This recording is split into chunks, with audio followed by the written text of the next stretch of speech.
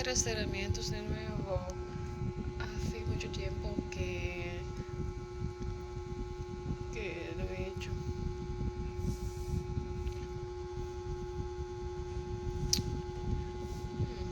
Hace estiramientos también y tengo que practicar más mi español. Mi español ya se está empeorando. ¿Cómo estáis? No sé si va a llover de nuevo, pero basando en la realidad de lo que aparece, hay una posibilidad alta que sí. Y me duele la espalda. Tengo que hacer estiramientos.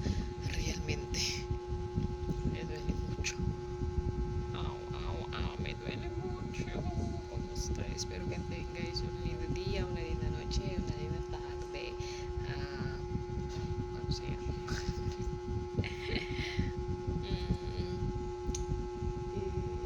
¿Qué hacéis? ¿Qué hacéis? Anyway, our daily verse is me duele. Me duele mucho.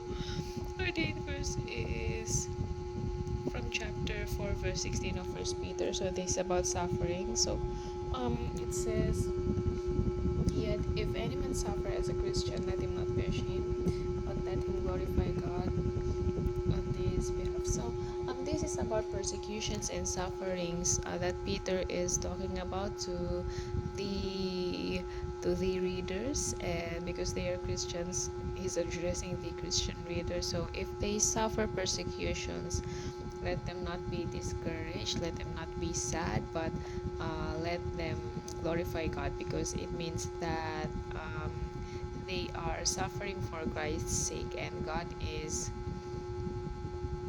is happy when people suffer for Him. Why? Because in this world